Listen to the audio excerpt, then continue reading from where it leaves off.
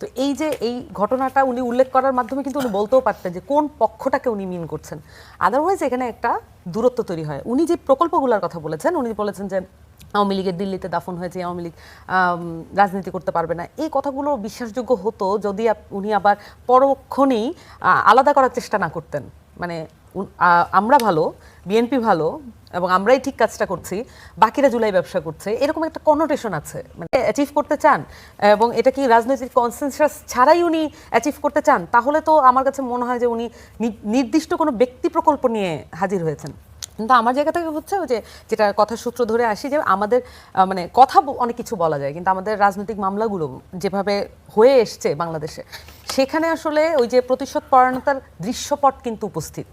এখন হুট করে আমরা প্রতিশোধ পরায়ণতাকে বিলীন করে এই জায়গায় আমরা রাজনৈতিকভাবে অ্যাকশন নিব, এইটা বলাটা কতটুকু বিশ্বাসযোগ্য? কারণ আমরা তো আসলে যদি একদম রুট লেভেলের রাজনৈতিক মামলাগুলো, যেটা আওয়ামী লীগের প্রস্থানের পরে, আওয়ামী লীগকে তাড়িয়ে দেওয়ার পরে যে মামলাগুলো করা হয়েছে, সেই মামলাগুলো কি পদ্ধতিতে করা হয়েছে, এই পদ্ধতিগুলো তো দেখতে হবে। তা না হলে আসলে আমি কিভাবে বিচারের আওতায় আনবো? যেটা কথাটা এসেছে যে ট্রুথ অ্যান্ড রিকনসিলিয়েশন, এটা তো অনেক আগের কথা। এবং এই বিষয়ে বিএনপি কেন ইন্টারিমের সময়ে ঐক্যমত হলো না? তাহলে ইন্টারিমের সময়টা আমরা আরো ভালোভাবে কাজে লাগাতে পারতাম কিনা? কারণ এখন একটা মানে নির্বাচিত সরকার বটে, কিন্তু এটা তো আবার 2/3 মেজরিটির সরকারও।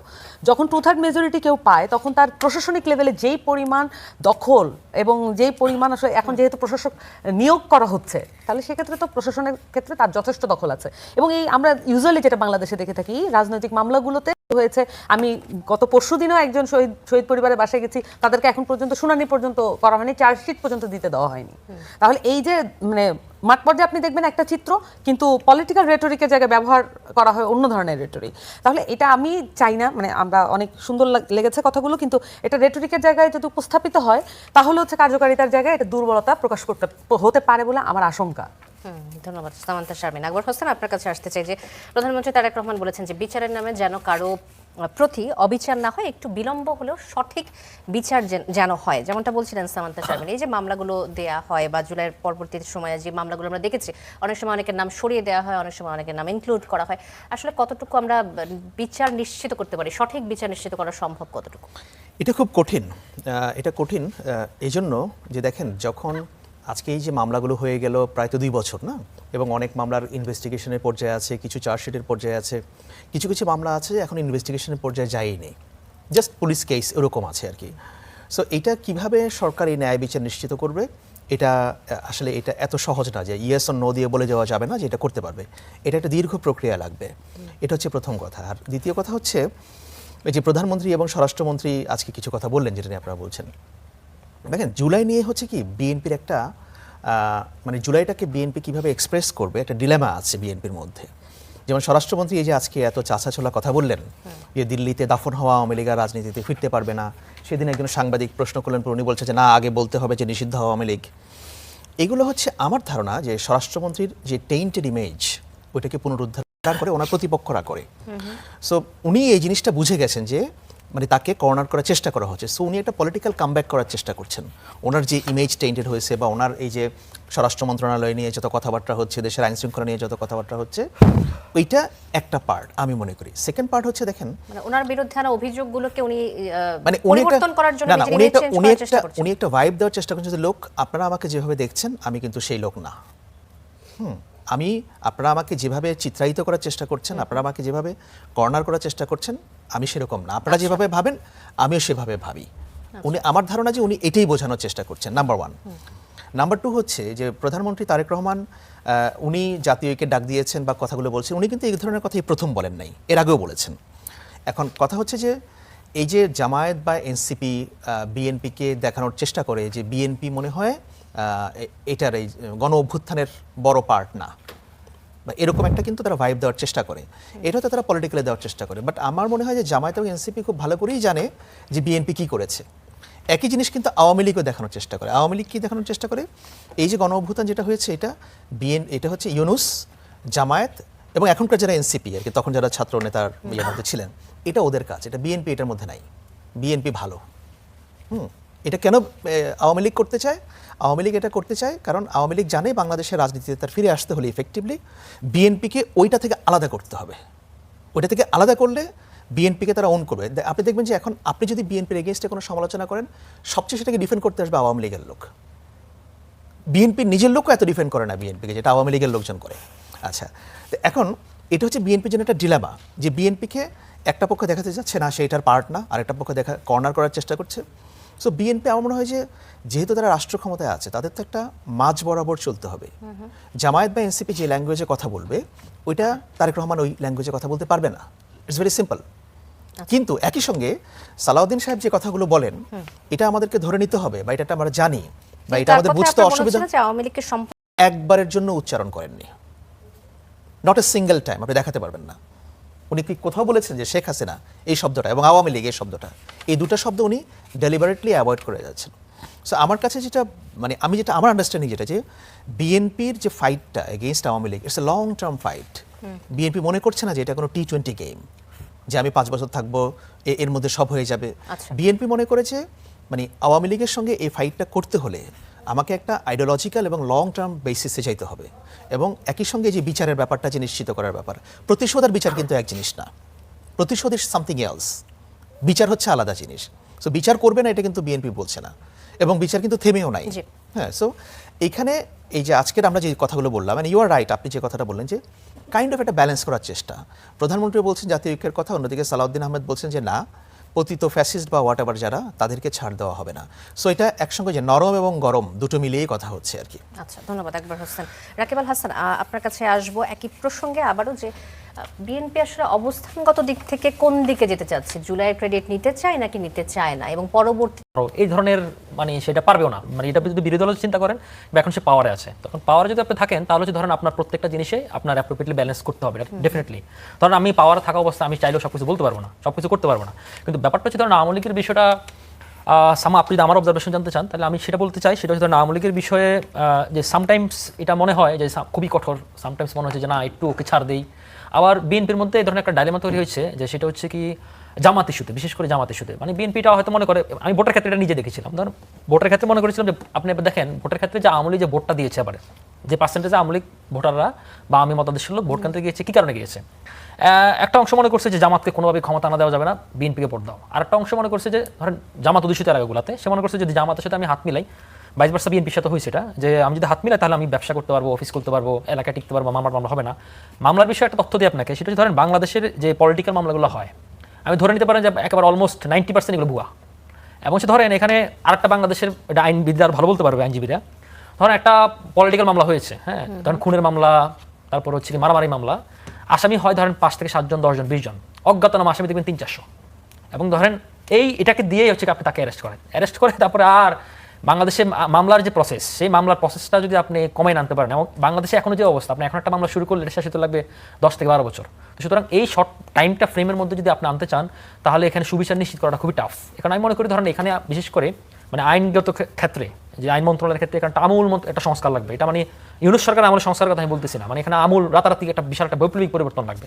আদারওয়াইজ এখানে কিন্তু আপনার এই জাস্টিসটাকে এনশিওর করাটা খুব টাফ, এক নম্বর বিষয়। সেকেন্ড বিষয় হচ্ছে আপনি যেটা বলছেন যে বিএনপির অবস্থানটা হচ্ছে, দেখুন এটা হচ্ছে কি ধরেন বিএনপির, আমার দিক থেকে আমি বিএনপির মনস্তাত্ত্বিক যেটা বুঝলাম, কিন্তু এর বাইরে হচ্ছে ধরেন আওয়ামী লীগের যে ইস্যুটা, আওয়ামী লীগের ইস্যুটা কিন্তু এখনো অমীমাংসিত ইস্যু। এখন ধরেন আওয়ামী লীগের যে আজকে স্বরাষ্ট্রমন্ত্রী বলছে যে সন্ত্রাস দমন আইনে এটাকে আপডেট করা হয়েছে, ওই আইনে যে কোনো পার্টিকে নিষিদ্ধ করা যাবে। তো এখন এই পরিমাণ সরকারের কাছে যে বিচারগুলো হচ্ছে, ধরেন আমি কিছু ইয়ার রায়গুলো পড়তেছিলাম, হাসানুল কিনুর, দেখলাম যে অনেক মামলায় তাকে আবার খালাস, আবার কিছু কিছু দেখলাম যে খুব কঠিন মামলা না, কিন্তু কঠিন মামলা আবার তার সাজা আছে। তো এখানে কিন্তু প্রশ্ন জাগে, কারণ আমি কিন্তু আইনের স্পেশালিস্ট না, কিন্তু ধরেন যারা আইনের স্পেশালিস্ট তারা কিন্তু এগুলো দেখলেই খটকাটা আপনি বুঝে ফেলবেন। তো সেক্ষেত্রে আমি মনে করি সরকার এগুলো যে বিচার করবে, সে শুধু জুলাই আগস্ট কেন্দ্রিক না, তার বিগত 17 বছর আগে তার প্রপার এভিডেন্স আছে কিনা, প্রপার সে ট্রায়ালটা আছে কিনা, প্রপার প্রসেসটা ঠিক আছে কিনা, তো সেটাও কিন্তু সরকারকে ইনশিওর করা খুবই টাফ, চ্যালেঞ্জিং বিষয়। 3 নম্বর বিষয় হচ্ছে ধরেন সরকার এক্ষেত্রে আমি মনে করি ধরেন আওয়ামী লীগের যে ইস্যুটা, ধরেন আওয়ামী লীগকে তো আওয়ামী লীগ যদি ধরেন আপনি আওয়ামী লীগকে কীভাবে ব্যাক করবেন, আমি একজন নিউট্রাল মানুষ যদি আওয়ামী লীগকে ব্যাক করাতে চাই, আমি মনে করি যে কোনো সুযোগ নেই। কেননা ধরেন আওয়ামী লীগ এখনো কোনো অনুতপ্ত হয় নাই, অনুশোচনা বোধ নাই তার মধ্যে, সে কোনো গিল্টি ফিল করতেছে না, গিল্টি ফিল তো বহুত পরে হিসেবে সে সরি ফিল করতেছে না। তো সেই জায়গা থেকে আমি মনে করি ধরেন আওয়ামী লীগকে ব্যাক করানোর কোনো ওয়েও আসলে আমরা নিজেও যোগ করতে চাই। সাবেক স্বরাষ্ট্র প্রতিমন্ত্রী তানজিম আহমেদ সোহেল তাজ তিনি বলেছেন যে একজন মানুষের অহংকার যে একটি দেশ এবং একটি দলকে ধ্বংস করতে পারে, তার প্রমাণ হচ্ছে সাবেক প্রধানমন্ত্রী শেখ হাসিনা ফেলছেন। এখনো ফেলতেছে। বাংলাদেশে হ্যাঁ এখন যারা সাধারণ রাজনীতির সাথে যুক্ত লোকজন ছিলেন আওয়ামী লীগের, তারা আসলে এসব কথায় তাদের উৎসাহে বিপদে পড়ছে কিনা এই ধরনের মন্তব্যে? ডেফিনেটলি বিপদে পড়ছে। সোহেল তাজ যিনি 9 সালে সম্ভবত আওয়ামী লীগ আসার পরে স্বরাষ্ট্র প্রতিমন্ত্রী ছিলেন, এবং ওনার আমলে কিন্তু ওনার হাত দিয়ে বলবো কেন, ওনার মন্ত্রণালয় তো ওনার হাত কিন্তু গুম শুরু হয়েছিল। সম্ভবত ইলিয়াস আলী ইমন থাকাকালীন গুম হয়েছিল ওনার আমলে সম্ভবত, আমি যতটুকু জানি। সারা খাতুন স্বরাষ্ট্রমন্ত্রী ছিলেন, উনি প্রতিমন্ত্রী ছিলেন। যাক, তারপর উনি যেটা ফিল করেছেন, অনুধাবন করেছেন, এখানে ওনাকে আমি থ্যাংক ইউ জানাই। কিন্তু ওনার এই ফিলিংসটা আওয়ামী লীগ বৃহত্তর ক্যানভাসে যে আওয়ামী লীগ ফিল করে কিনা, কারণ আওয়ামী লীগ এখনও তাদের লোকজনদেরকে বিপদ ফেলতেছে। আর একটা বিষয় ধরেন, এখানে আরেকটা প্রশ্ন এখন খুব, আপনি যদি আমাদের রাজনৈতিক অঙ্গনে দেখেন, আজকালকার মধ্যে না কিন্তু গত 1 সপ্তাহ 2 সপ্তাহ থেকে খুব আলোচিত ঘটনা যে হাসিনা ফিরবে। হাসিনা একবার বলেছে যে আমি কিন্তু এই বছরের মধ্যে দেশে ফিরবো। এক্ষেত্রে আমি কিছু কথা একটু যোগ করতে চাই। ধরেন হাসিনা ফিরবে, এটা যদি আমি খুব স্যাটার করতে বলতে চাই, তাহলে স্যাটার অর্থ হচ্ছে এরকম যে হাসিনা ফিরবে 2টা কারণে। একটা কারণ হচ্ছে ধরেন শুভেন্দু অধিকারী বলছে যে সে কিন্তু তার যখন পশ্চিমবঙ্গ ইলেকশন হয় তখন সে বলছে বাংলাদেশে 5,000 লোক সে পুশিং করছে। এখন জিতার পরে সে বলছে 10,000 লোক পুশিং করছে। এখন আওয়ামী লীগ যদি সে শেখ হাসিনা যদি পুশিং করে ফেলে তাহলে শেখ হাসিনা ফিরবে, একটা কারণ। সেকেন্ড কারণ হচ্ছে ধরেন আওয়ামী লীগ এতদিন কিন্তু ট্যুরিস্ট ভিসা বন্ধ ছিল, তা হাসিনা তো ওখানে পাসপোর্ট ভিসা নিয়ে গেছে বলে আমার মনে হয় না। তো এখন যদি ভারত সরকার মনে করে যে ইলিগেল কাউকে রাখা যাবে না, মানে ইলিগেল তাদেরকে পাঠিয়ে দিবে, তাহলে শেখ হাসিনা ফিরবে। এখন শেখ হাসিনা ফিরবে কি ফিরবে না এ বিষয়ে কিন্তু বাংলাদেশে 100% মানুষ একমত। ধরেন সরকার বা আমরা যারা আছি এই মুহূর্তে বাংলাদেশের পলিটিক্যাল অ্যাটমসফিয়ারে যারা পলিটিক্স করতেছে বা পলিটিক্স ছাড়া লোক, তারা মনে করে যে শেখ হাসিনা ফেরত আসা উচিত, তার বিচার হওয়া উচিত। আবার আমি সমর্থক মনে করতেছে যে শেখ হাসিনা ফেরত আসা উচিত, নাহলে তার দল থাকবে না। এবং তার যে অন্ধ সমর্থক তারা মনে করছে আফা ফিরবে, কিন্তু আফা ফিরবে না। কেন ফিরবে না আপনাকে আরো তথ্য দেই। ধরেন আফা ফিরবে না কারণ হচ্ছে কি শেখ হাসিনার রক্তে আছে তার পলায়ন। 71 বলেন, আমি শেষ করি 10 থেকে আমাকে একটু সময় দেন, কথাটা শেষ না করলে মজা পাবেন না। 71 সে পলাইছে, তারপরে 75 পরও তাকে খুঁজে পাওয়া যায় নাই। ইভেন জিয়াউর রহমান যখন মারা যায় তখন সে বাউন্ডারির বর্ডার দিয়ে পলাইছে। 1/11 টাইমে সে আমেরিকা পলাইছে। যখন বেগম যে দেশ ছাড়া নেয় তখন সে দেশে আসছে। তারপরে এবার যখন সে দেশ ছাড়া পলাইছে তার বয়স এখন কত 80। এখন শেখ হাসিনা কোন অবস্থা থেকে পলাইছে আপনাকে কন্টেস্টটা মিলাতে হবে। শেখ হাসিনা ওই কন্টেস্ট থেকে মানে চলে গেছে, তখন সে মনে করতো যে পৃথিবীর সবচেয়ে ক্ষমতাধর ব্যক্তি সে। আর এখন সে যদি ফিরতে হয় তাহলে তার ডানে একটা বেনজির লাগবে, বামে একটা হারুন লাগবে, হাউন আঙ্কেল লাগবে। এই জাতীয় অ্যাটমসফিয়ার না থাকলে সে ফিরবে না। সুতরাং আমার মনে হয় না যে সে বিচারের জন্য ফিরবে। এই যে আপনি বলছেন যে দলকে বিপদে ফেলতেছি না বা এই জনগণকে বিপদে ফেলতেছি না, কিছু আগে দেখেন টঙ্গীতে যে ঘটনা ঘটলো, এই যে আওয়ামী লীগের লোকজনগুলো আমি মানে ধরেন তাদেরকে কিছু টাকা পয়সা ঢালতেছে মিছিল করার জন্য, সামনে তারা কমিটি দিবে এই কথা বলে শেখ হাসিনা বা তার যে সমর্থক গোষ্ঠীকে সে একটু লেলিয়ে দিচ্ছে। কিন্তু আমি মনে করি যে তাদেরও এটা অনুধাবন করা উচিত, যেটা অনুধাবন করেছে সোহেল তাজ, অনুধাবন করলে তাদের জন্য লাভ। নাহলে কিন্তু ধরেন এই যেন পুলিশের বারুনি খেয়ে মরবে, ওই নদীতে ঝাঁপ দিয়ে মরবে, ওখানে মরবে, সেখানে মরবে, জেলে যাবে। তা আমরা আসলে এই এদেরকে চাই না। আমরা মনে করি তাদেরকেও ট্রুথ অ্যান্ড রিকনসিলিয়েশন, যারা নিরপরাধ, ট্রুথ অ্যান্ড রিকনসিলিয়েশনের মাধ্যমে এসে বাংলাদেশের পলিটিক্যাল অ্যাটমসফিয়ারে তার পার্টিসিপেট করা উচিত। রাকিব আল হাসান, ধন্যবাদ আপনাকে। সামান্তা শারমিন, সম্প্রতি এক ব্রিফিংয়ে চীনা রাষ্ট্রদূত প্রধানমন্ত্রী তারেক রহমানকে চীন সফরকে সম্পূর্ণ সফল এবং মাইল ফলক হিসেবে উল্লেখ করেছেন। এই সফরের মাধ্যমে বাংলাদেশ এবং চীনের সম্পর্ক যদি আমরা বলি যে সর্বোচ্চ একটা স্তরে গিয়ে পৌঁছেছে, এবং আমরা বলতে পারি একটা আপনি হয়তো বলতে পারবেন যে এটিকে আসলে সম্পূর্ণ সফল এবং মাইল ফলক কিনা সেই বিষয়টি জানার চেষ্টা করবো আপনার কাছ থেকে। এবং আরেকটি বিষয় নিয়ে আসি, চীনা রাষ্ট্রদূত বলেছেন যে বাংলাদেশ, চীন, মিয়ানমার অর্থনৈতিক করিডোর BCMEC শেষ পর্যন্ত রোহিঙ্গা প্রত্যাবাসন সহজ করতে পারে, কিন্তু মিয়ানমারের বর্তমান যে অস্থিতিশীল পরিস্থিতি সেটি আসলে নিরাপত্তা পরিস্থিতির মধ্যে চীনের এই আশ্বাস আসলে কতটা বাস্তবসম্মত বলে মনে হচ্ছে আপনার কাছে? না, আমার কাছে অত বেশি বাস্তবসম্মত মনে হয় না। প্রথমত এই চীন সফরের মধ্য দিয়ে আসলে কোনো ফর্মাল চুক্তি হয় নাই। 13টা MOU স্বাক্ষরিত হয়েছে। তো MOU আসলে আচ্ছা, 17টি মানে কিন্তু আপনার বেশিরভাগই হচ্ছে সমঝোতা স্মারক। তো সমঝোতা স্মারকের বিষয়গুলো আসলে পলিটিক্যাল পার্টিগুলো বা যে মানে ধরেন সিপিসি এবং বিএনপি তাদের এক ধরনের বোঝাপড়ার মধ্য দিয়ে এটা আসলে সামনের দিকে আগাবে, চুক্তিতে পরিণত হবে কি হবে না সেগুলো অনেক কিছু বোঝাপড়ার ব্যাপার আছে। আমি যেটা লক্ষ্য করেছি যে চীনের সাথে আমাদের এক ধরনের সাংস্কৃতিক যোগাযোগের প্রতি এক ধরনের বেশি এমফাসিস করছে, এবং এটাকেই হয়তো অ্যাডভার্টাইজমেন্ট করতে চাচ্ছে বিএনপি। যেমন ধরেন চীনা ভাষা শেখানো, এই বিষয়গুলোকে আমার কাছে মনে হচ্ছে কালচারাল এক্সচেঞ্জের জায়গায় বেশি জোর দিচ্ছে। ওকে ফাইন, একটা দেশের সাথে ধরেন আমাদের চীনের সাথে আওয়ামী লীগের সম্পর্ক সেটার থেকে তো ভিন্নতর হতে হবে বিএনপিকে, এবং সেই জায়গা থেকে তারা নতুন কিছু স্পেকট্রাম এক্সপেরিয়েন্স করবে বা এক্সপেরিমেন্ট করবে সেটা তারা ট্রাই করতে পারে। কিন্তু সেই জায়গা থেকে আমার কাছে মনে হয় যে মানে করিডোরের যে সমস্যাগুলো থাকে, এটা তো ইনফ্রাস্ট্রাকচার বিল্ডিং, এটা হচ্ছে দুইটা দেশের আন্তঃসম্পর্ক, এবং আন্তঃসম্পর্কের জায়গায় তো থাকে না, কালচারাল এক্সচেঞ্জের জায়গাও থাকে না, এটা পলিটিক্যাল এক্সচেঞ্জের জায়গায় চলে যেতে পারে। সেই ক্ষেত্রে চীনের সাথে সম্পর্ক বিল্ড আপ, এটা কি আমাদের অন্য কোনো দেশের সাথে সম্পর্ক বিল্ড আপে কোনো ক্ষতি করবে কি না? কারণ আমরা সবসময় দেখি যে চীনের সাথে সম্পর্ক বাংলাদেশের একটু ওয়ার্ম হলেই অন্য অনেকগুলো পক্ষ খুবই টালমাটাল হয়ে ওঠে, এবং অনেক জায়গা থেকে এটা রিবাটাল দেওয়া শুরু করে, এবং বিশেষ করে ইন্ডিয়ার জায়গা থেকে তো এটা অনেক বেশি ঘটে। তো আমার কাছে যেটা মনে হয় যে ওয়ার্ম আপ করাটা জরুরি, এটা একটা ভিজিটের মাধ্যমে এটা কতটুকু করা গেছে সেটা যেইভাবে আসলে সফল বলা হচ্ছে, ঠিক আছে, এটা তো চীনা রাষ্ট্রদূত বলবে, আমাদের পক্ষ থেকে আমাদের রাষ্ট্রদূত বলবে, এবং আমাদের সরকার পক্ষে যারা গেছেন ভিজিটে সকলেই বলবেন। কিন্তু এই সাফল্য তো নির্ভর করে এটা যে কন্টিনিউশন এবং রোহিঙ্গা, হ্যাঁ, এক্সিকিউশন এবং কন্টিনিউশনের উপরে। ধরেন রোহিঙ্গা প্রত্যাবাসনের ব্যাপারে তো এটা ইন্টারিমের সময় থেকেই একটা কথা কিন্তু প্রচলিত আছে যে রোহিঙ্গাদের আবার তাদের নিজ ভূমিতে ফিরিয়ে দেওয়ার ব্যাপার এবং এটা সম্মানজনক উপায়ে করার ব্যাপার, আর যেন এরকম না আসে, এইটাও যাতে একটা মানবিক জায়গায় এটা আসে। কিন্তু সেই জায়গায় আলাপটা চলে যাচ্ছে করিডোর কেন্দ্রিক, মানে ইনফ্রাস্ট্রাকচার বিল্ডিং এর কেন্দ্রিক। কিন্তু তার আগে তো আসলে এই মানবিক সংকটটা আসলে উত্তরণ করা দরকার। সেই জায়গায় আসলে দুইটা পার্টি, ধরেন বিএনপি এবং সিপিসি, কতটুকু নিজেদের ভিতরে বোঝাপড়া উন্নীত করতে পেরেছে এই বিষয়ে কিন্তু আমি কম জানতে পেরেছি। আচ্ছা, চীনের রাষ্ট্রদূত ইয়াও ওয়েন একটি মন্তব্য করেছেন, বাংলাদেশের অভ্যন্তরীণ ইস্যুতে চীন কারো হস্তক্ষেপ মেনে নেবে না। এই বক্তব্যকে আপনি কিভাবে দেখছেন? আমার কাছে এটা চীনের, আমিও